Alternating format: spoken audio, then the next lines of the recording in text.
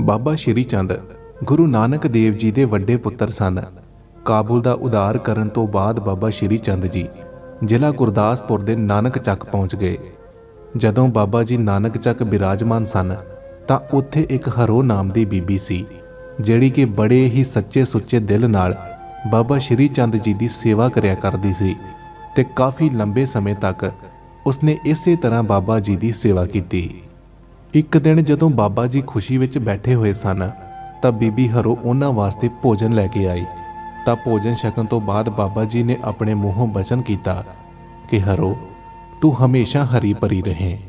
ਬਾਬਾ ਜੀ ਦੇ ਮੂੰਹੋਂ ਇਹ ਬਚਨ ਸੁਣ ਕੇ ਬੀਬੀ ਹਰੋ ਨੇ ਦੋਨੋਂ ਹੱਥ ਜੋੜ ਕੇ ਪ੍ਰਾਰਥਨਾ ਕੀਤੀ ਕਿ ਮਹਾਰਾਜ ਜੀ, ਇਹ ਤੁਸੀਂ ਕੀ ਕਹਿ ਦਿੱਤਾ, ਕਿਉਂਕਿ ਮੈਂ ਤਾਂ ਇੱਕ ਵਿਧਵਾ ਔਰਤ ਹਾਂ। ਤੁਹਾਨੂੰ ਇਹ ਬਚਨ ਕਿਸੇ ਸੁਹਾਗਣ ਔਰਤ ਨੂੰ ਦੇਣੇ ਚਾਹੀਦੇ ਸੀ। ਤਾਂ ਬੀਬੀ ਹਰੋ ਦੇ ਮੂੰਹੋਂ ਇਹ ਗੱਲ ਸੁਣ ਕੇ ਬਾਬਾ ਸ਼੍ਰੀ ਚੰਦ ਜੀ ਨੇ ਆਪਣੇ ਬਲਦੇ ਹੋਏ ਧੂਣੇ ਵਿੱਚੋਂ ਇੱਕ ਜਲਦਾ ਡੰਡਾ ਕੱਢਿਆ ਤੇ ਜ਼ਮੀਨ ਵਿੱਚ ਗੱਡ ਕੇ ਬਚਨ ਕੀਤਾ ਕਿ ਜੇਕਰ ਹਰੋ ਨਹੀਂ ਤਾਂ ਫਿਰ ਤੂੰ ਹੀ ਹਰਾ ਭਰਾ ਹੋ ਜਾ। ਬਾਬਾ ਜੀ ਦੇ ਦੁਆਰਾ ਇਹ ਸ਼ਬਦ ਬੋਲਦਿਆਂ ਹੀ ਉਹ ਡੰਡਾ ਹਰਿਆ ਭਰਿਆ ਹੋ ਗਿਆ ਤੇ ਕੁਝ ਹੀ ਸਮੇਂ ਵਿੱਚ ਬਰਗਦ ਦਾ ਰੁੱਖ ਬਣ ਗਿਆ। ਇਹ ਕੌਤਕ ਦੇਖ ਕੇ ਬੀਬੀ ਹਰੋ ਹੈਰਾਨ ਹੋ ਗਈ। ਤਾਂ ਬਾਬਾ ਸ਼੍ਰੀ ਚੰਦ ਜੀ ਨੇ ਹਰੋ ਨੂੰ ਕਿਹਾ ਕਿ ਬੀਬੀ ਤੂੰ ਹੈਰਾਨ ਨਾ ਹੋ, ਕਿਉਂਕਿ ਸਾਡੇ ਮੂੰਹੋਂ ਨਿਕਲਿਆ ਬਚਨ ਕਦੀ ਖਾਲੀ ਨਹੀਂ ਜਾਂਦਾ। ਇਸ ਕਰਕੇ ਸਾਨੂੰ ਤੇਰੀ ਜਗ੍ਹਾ ਇਹ ਬਰਕਤ ਦਾ ਰੁੱਖ ਹਰਿਆ ਭਰਿਆ ਕਰਨਾ ਪਿਆ।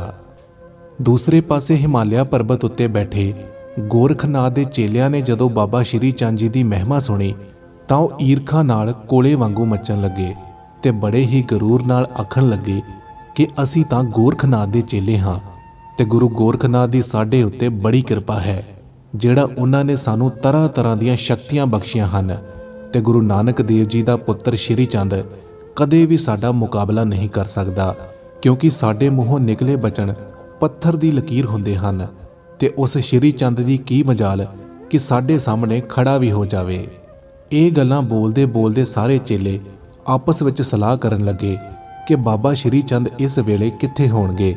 ਤੇ ਜਦੋਂ ਉਹਨਾਂ ਨੂੰ ਪਤਾ ਲੱਗਾ ਕਿ ਬਾਬਾ ਸ਼੍ਰੀ ਚੰਦ ਜੀ ਨਾਨਕ ਚੱਕ ਵਿੱਚ ਬਿਰਾਜਮਾਨ ਹਨ ਤਾਂ ਉਹ ਬਾਬਾ ਜੀ ਨਾਲ ਮੁਕਾਬਲਾ ਕਰਨ ਲਈ ਚੱਲ ਪਏ ਤੇ ਪੰਛੀਆਂ ਵਾਂਗੂ ਉੜਦੇ ਉੜਦੇ ਨਾਨਕ ਚੱਕ ਪਹੁੰਚ ਗਏ। ਤੇ ਜਦੋਂ ਉਹਨਾਂ ਨੇ ਬਾਬਾ ਸ਼੍ਰੀ ਚੰਦ ਜੀ ਦੇ ਦਰਸ਼ਨ ਕੀਤੇ ਤਾਂ ਬਾਬਾ ਜੀ ਦਾ ਪੂਰਨਮਾਸ਼ੀ ਦੇ ਚੰਦਰਮਾ ਵਰਗਾ ਭਖਦਾ ਚਿਹਰਾ ਦੇਖ ਕੇ ਉਹ ਅੰਦਰ ਹੀ ਅੰਦਰ ਮਹਿਸੂਸ ਕਰਨ ਲੱਗੇ ਕਿ ਬਾਬਾ ਸ਼੍ਰੀ ਚੰਦ ਜੀ ਕੋਈ ਆਮ ਨਹੀਂ, ਬਲਕਿ ਇਹਨਾਂ ਅੰਦਰ ਕੋਈ ਬਹੁਤ ਵੱਡਾ ਗਿਆਨ ਦਾ ਸੂਰਜ ਹੈ। ਗੋਰਖਨਾਥ ਦੇ ਚੇਲੇ ਭਾਵੇਂ ਬਾਬਾ ਜੀ ਦੇ ਚਿਹਰੇ ਦੀ ਤਾਕ ਨਹੀਂ ਚੱਲ ਸਕੇ, ਪਰ ਫਿਰ ਵੀ ਅੰਦਰਲੇ ਗਰੂਰ ਦੇ ਚਲਦਿਆਂ ਉਹ ਬਾਬਾ ਜੀ ਦੇ ਪਾਸ ਬੈਠ ਗਏ ਤੇ ਉਹਨਾਂ ਨਾਲ ਸਵਾਲ ਜਵਾਬ ਕਰਨ ਲੱਗੇ। ਚੇਲਿਆਂ ਨੇ ਬਾਬਾ ਜੀ ਨਾਲ ਕਈ ਸਾਰੇ ਈਰਖਾ ਭਰੇ ਪ੍ਰਸ਼ਨ ਕੀਤੇ, ਪਰ ਬਾਬਾ ਸ਼੍ਰੀ ਚੰਦ ਜੀ ਨੇ ਉਹਨਾਂ ਦੇ ਤਪਦੇ ਹੋਏ ਹਿਰਦਿਆਂ ਨੂੰ ਅੰਮ੍ਰਿਤ ਵਾਂਗੂ ਠੰਡਾ ਠਾਰ ਕਰ ਦਿੱਤਾ।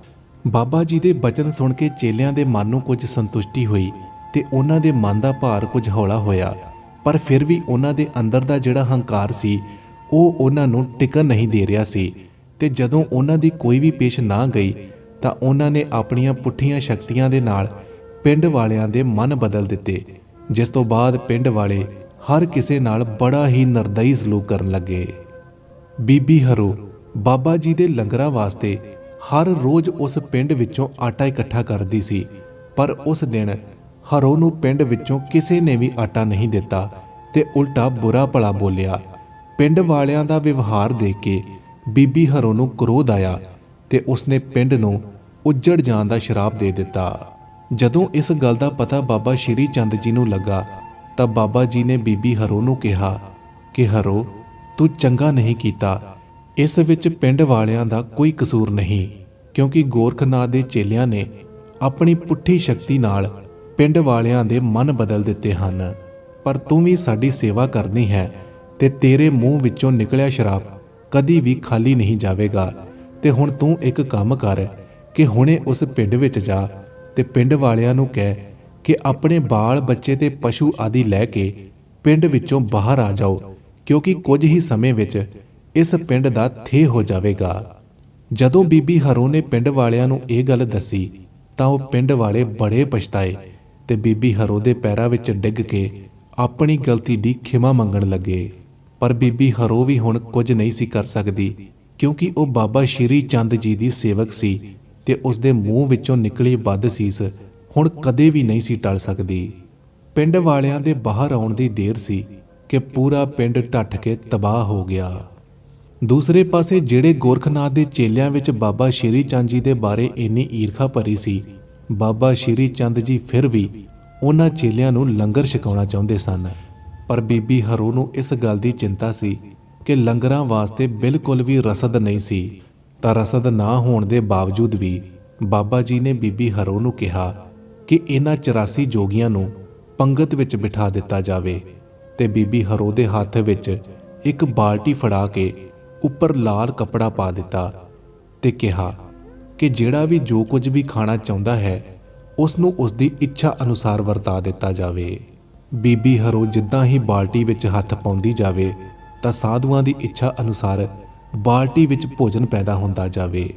ਇਸ ਤਰ੍ਹਾਂ 84 ਸਾਧੂਆਂ ਨੇ ਬਾਬਾ ਸ਼੍ਰੀ ਚੰਦ ਜੀ ਦੀ ਕਿਰਪਾ ਨਾਲ ਅਲੱਗ-ਅਲੱਗ ਤਰ੍ਹਾਂ ਦਾ ਭੋਜਨ ਛਕਿਆ ਤੇ ਭੋਜਨ ਛਕ ਕੇ ਸਾਰੇ ਸਾਧੂ ਬੜੇ ਖੁਸ਼ ਹੋਏ ਤੇ ਸਾਰਿਆਂ ਦਾ ਕਠੋਰ ਦਿਲ ਕਮਲ ਦੇ ਫੁੱਲ ਵਾਂਗੂ ਨਰਮ ਹੋ ਗਿਆ ਤੇ ਸਾਰਿਆਂ ਜਾਣਿਆਂ ਨੇ ਬਾਬਾ ਸ਼੍ਰੀ ਚੰਦ ਜੀ ਦੇ ਚਰਨਾਂ ਵਿੱਚ ਨਮਸਕਾਰ ਕੀਤੀ ਤੇ ਉੱਥੋਂ ਵਾਪਸ ਜਾਣ ਦੀ ਆਗਿਆ ਮੰਗੀ ਤੇ ਬਾਬਾ ਜੀ ਨੇ ਬੜੇ ਹੀ ਪਿਆਰ ਤੇ ਸਤਿਕਾਰ ਨਾਲ ਉਹਨਾਂ ਗੋਰਖਨਾਥ ਦੇ 84 ਸਾਧੂਆਂ ਨੂੰ ਵਿਦਾ ਕੀਤਾ।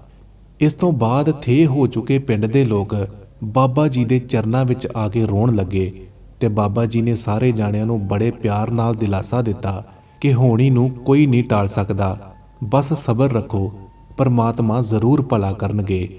ਪਰ ਪਿੰਡ ਵਾਲੇ ਅੱਖਾਂ ਭਰ ਕੇ ਆਪਣੀ ਗਲਤੀ ਦਾ ਪਛਤਾਵਾ ਕਰਨ ਲੱਗੇ ਤੇ ਪੁੱਛਣ ਲੱਗੇ ਕਿ ਬਾਬਾ ਜੀ ਕਿਰਪਾ ਕਰਕੇ ਸਾਨੂੰ ਦੱਸੋ ਕਿ ਸਾਡਾ ਪਿੰਡ ਹੁਣ ਕਦੋਂ ਆਬਾਦ ਹੋਵੇਗਾ।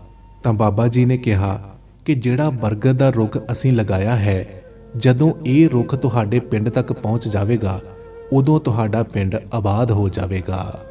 ਗੁਰੂ ਪਿਆਰਿਓ, ਬਾਬਾ ਸ਼੍ਰੀ ਚੰਦ ਜੀ ਦੇ ਦੁਆਰਾ ਜਿੱਥੇ ਇਹ ਕੌਤਕ ਵਰਤਾਇਆ ਗਿਆ ਸੀ ਉਸ ਜਗ੍ਹਾ ਦਾ ਨਾਮ ਹੁਣ ਨਾਨਕ ਚੱਕ ਹੈ, ਜਿੱਥੇ ਹਰ ਮੱਸਿਆ ਤੇ ਬਹੁਤ ਵੱਡਾ ਮੇਲਾ ਲੱਗਦਾ ਹੈ ਤੇ ਉਹ ਬਰਗਦ ਦਾ ਰੁੱਖ ਵੀ ਉੱਥੇ ਹੀ ਮੌਜੂਦ ਹੈ ਜਿਹੜਾ ਕਿ ਦਿਨੋਂ ਦਿਨ ਵੱਧਦਾ ਹੀ ਜਾ ਰਿਹਾ ਹੈ। ਸਤਨਾਮ ਸ਼੍ਰੀ ਵਾਹਿਗੁਰੂ।